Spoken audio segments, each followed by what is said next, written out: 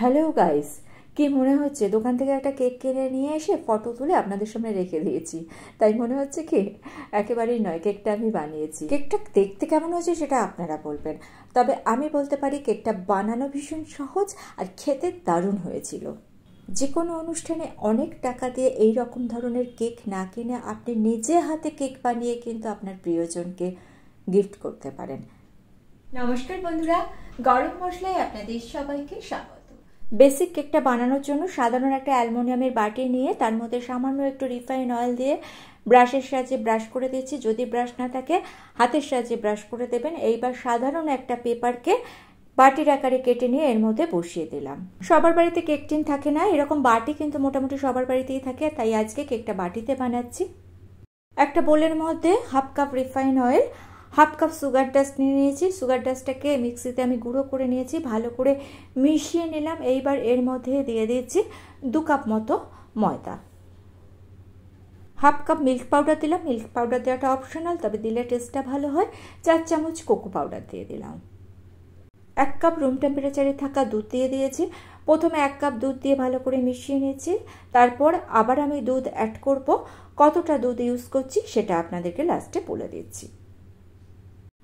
আরও 1 কাপ দুধ দিয়ে দিলাম। অল টোটাল 2 কাপ দুধ দিয়েছি।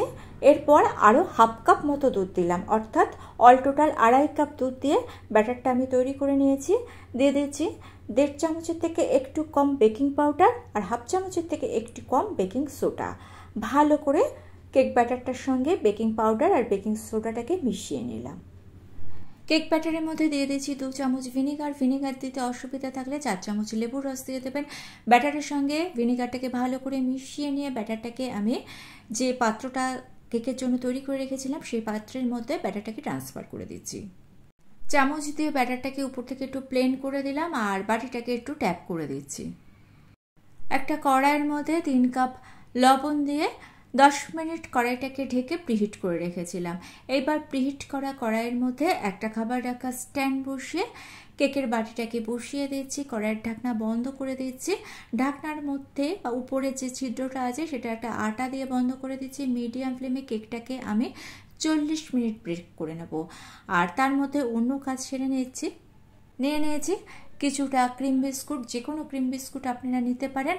আমি হোয়াইট ক্রিমওয়ালা বিস্কুট নিয়েছি। ক্রিমগুলোকে চামচের সাহায্যে দেখুন এইরকম করে আমি বার করে নিয়েছি। বিস্কিট থেকে ক্রিমটাকে বার করে নিয়ে একটা বাটির মধ্যে রেখে দিলাম। এইবার একটু ভালো করে হুইস্কার দিয়ে মিশিয়ে নিলাম। হালকা উষ্ণ গরম দুধ এর মধ্যে আমি অ্যাড করে দিচ্ছি। প্রথমে 4 চামচ দুধ দিলাম। ভালো করে ফেটিয়ে নিতে হবে বা হুইস্ক করে নিতে হবে। মোটামুটি দেখুন 4 থেকে 5 মিনিট হুইস্ক করার পর ক্রিমটা এই রকম হয়েছে। কনসিস্টেন্সিটা ঠিক এই রকম থাকবে, একটু লিকুইড থাকবে। অন্যদিকে একটা মিক্সিং জার নিয়ে যে বিস্কুটগুলো পড়েছিল সেই বিস্কুটের একটা গুঁড়ো আমি তৈরি করে নিচ্ছি। সমস্ত বিস্কুটগুলোকে ভালো করে গুঁড়ো তৈরি করে নিতে হবে। লক্ষ্য রাখবেন কোনো দানা যেন না থেকে যায়।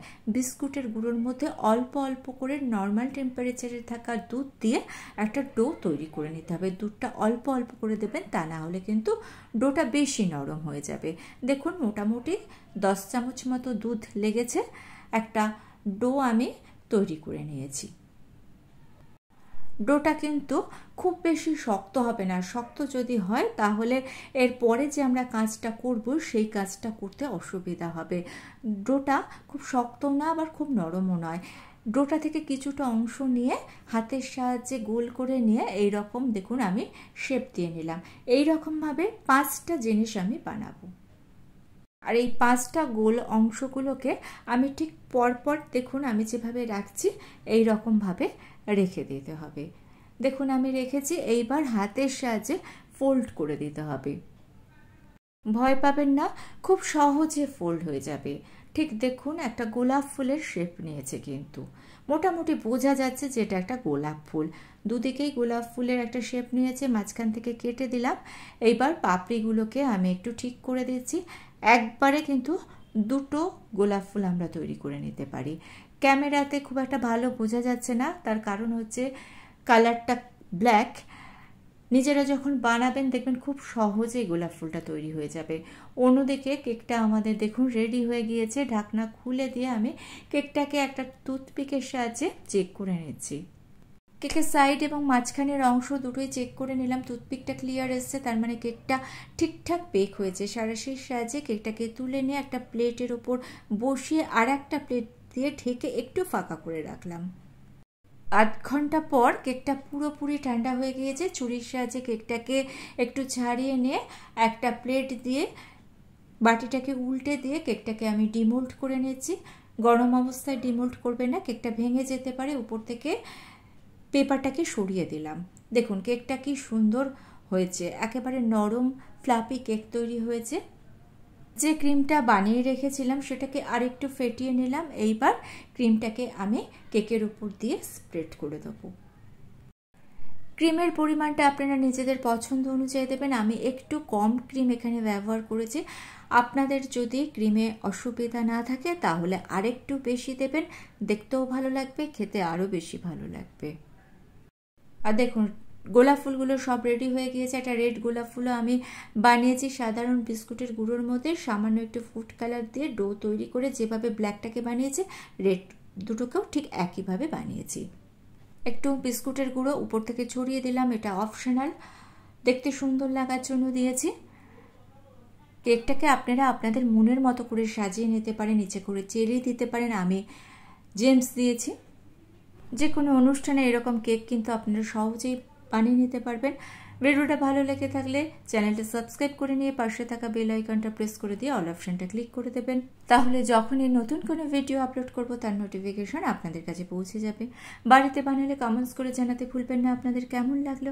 আজকে তাহলে এই পর্যন্ত, ভালো থাকবেন, সুস্থ থাকবেন।